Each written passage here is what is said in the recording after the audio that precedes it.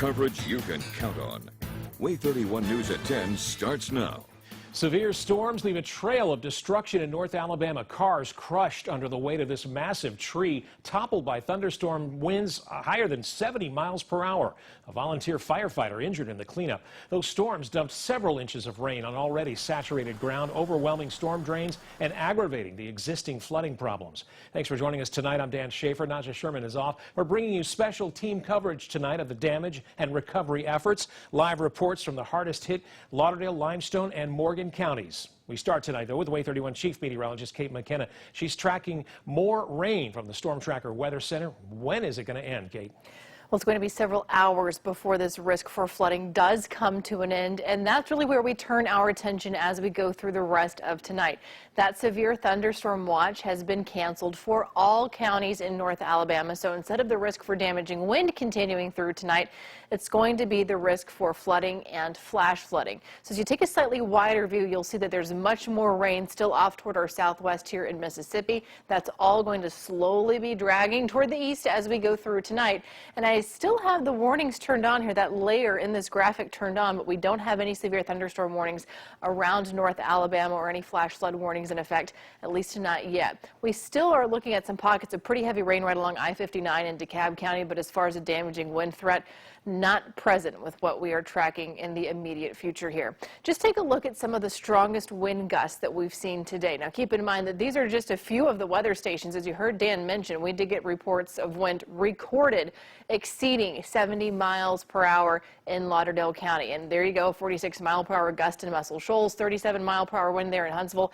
Some of these winds actually not occurring within thunderstorms, but in advance of that line that came through because the wind was just so strong out of the south even before the storms rolled through. Here's your view indicator. Still wet roadways, a little bit of water droplets there on the lens. 60 degrees. Temperatures have been cooling, and that is a trend that will continue as we go through tomorrow, all day long into tomorrow night, into Friday. So it's a steady rain that we're monitoring for you now, that flooding threat that continues, and that big drop in temperatures for Thursday, because as you head out the door, this is about as good as it's going to get with your temperatures for tomorrow. Only a lingering shower possible for your morning drive. I am tracking just how cold it gets by tomorrow evening and how much rain we're expecting in total, how much we've seen so far. That's coming up.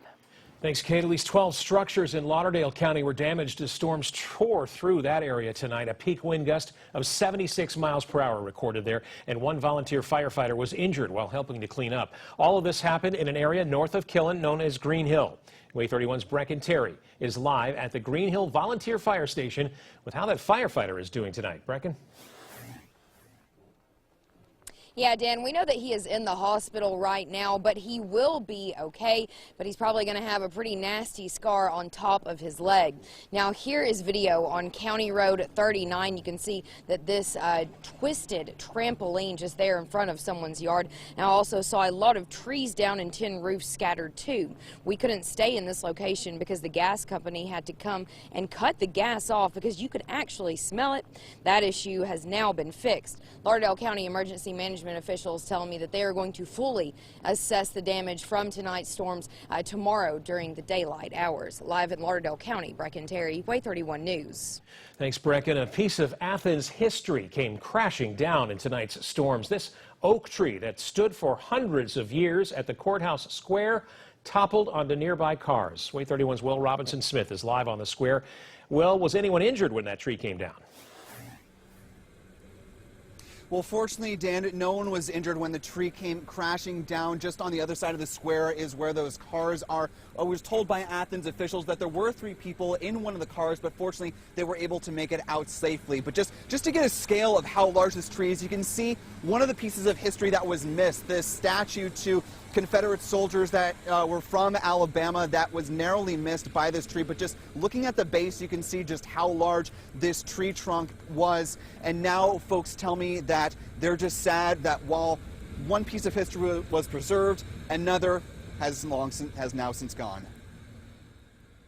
It was really crazy to see that in just a 10-minute rainstorm had completely uprooted it from the ground.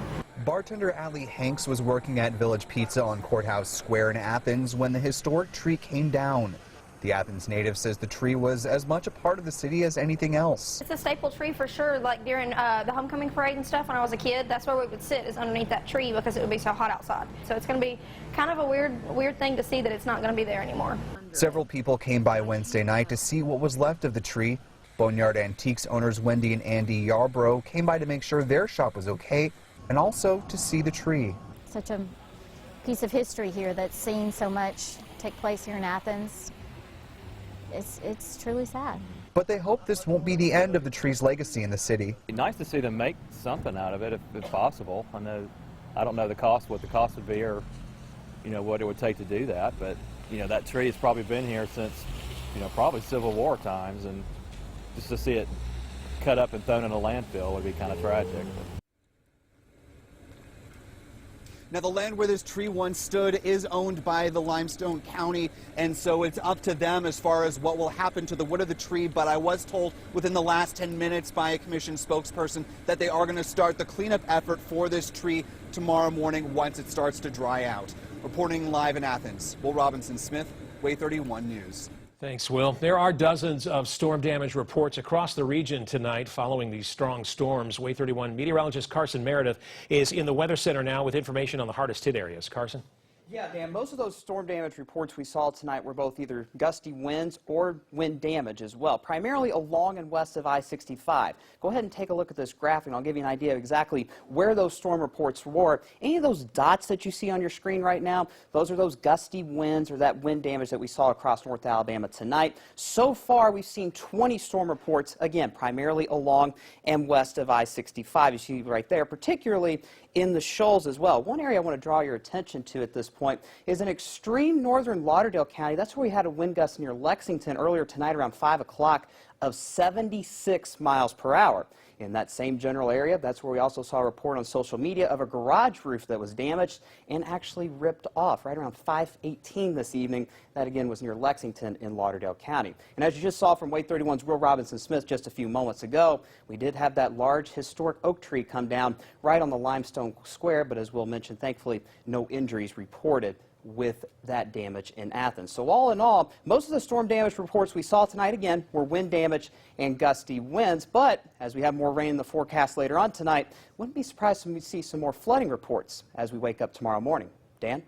No doubt. Thanks, Carson. For a complete list of storm damage reports from across North Alabama, head to our website, waytv.com. We're constantly updating you with the latest information from our meteorologists and the National Weather Service. And you can find this link on our story, right on our homepage. All that damage was due in part, of course, to the pounding of heavy rain, and Way 31 was out in the field when it all happened, and we captured just how hard that rain was coming down. Take a look at this. This heavy rain was in South Huntsville. Hard to say coming down, almost blowing sideways here. You can see the torrential downpour into the parking lot, slamming onto the roofs of cars. Over in Morgan County, drivers had a hard time out on the road. This video from the Morgan County Sheriff's Office. Deputies had to drive through this heavy rain in Somerville as they responded to reports of trees down in the area. And you can see the patrol cars' windshield wipers working overtime there. And over in the Shoals, people were advised to head to the storm shelters hours earlier to avoid this. Tuscumbia hit with violent winds and powerful rain that forced people indoors seeking their safe place. All that heavy rain is only making the flooding problems worse across North Alabama. That is especially the case in Morgan County, where some residents are considering giving up cars for kayaks. We continue our team coverage now with Way 31's Stephen Dilsizian. He joins us live in Lacey Spring, where people tell him they are running out of options. Stephen? Yeah, that's right, Dan. I'm here on River Loop Road. This road had been flooded for days, and as more and more rain continues to come down, what I've seen over the past couple hours is the rain comes down, hits these streets, and really has nowhere else to go. The water is slowly just continuing to accumulate on these roads, but people that live out here say this is nothing new. Now, some neighbors say the heavy rain makes it difficult to get to and from their homes, with roads submerged in inches of water. In fact, some people say they would take a kayak to get through an and around the waters because there wouldn't be any other options. You're taking a look at some footage earlier in the day of this road before this recent stretch of heavy rain even hit. That's how bad things looked. There are ditches in place out here, but they are filled to the brim with water spilling over into the roads or yards. One man says he's worried first responders won't be able to get to the area if people need help, and how the floodwaters damage properties.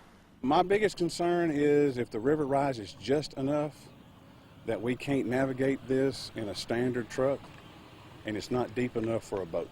Every inch, every millimeter, that may be something in somebody else's house that gets ruined.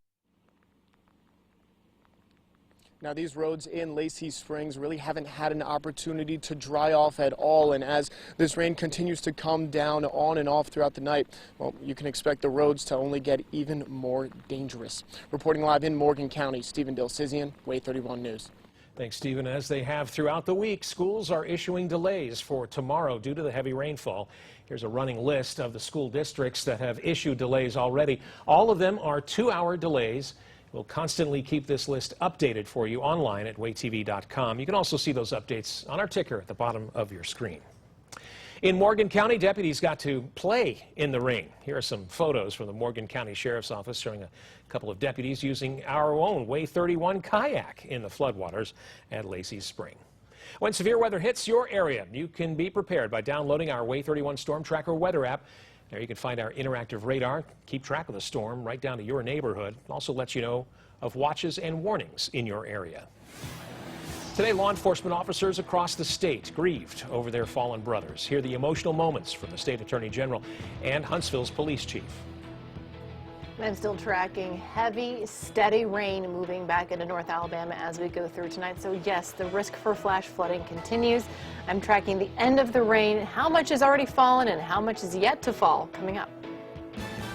Coverage you can count on. You're watching Way 31 News with Dan Shaver, Naja Sherman, Chief Meteorologist Kate McKenna, and Lyndon Blake with sports.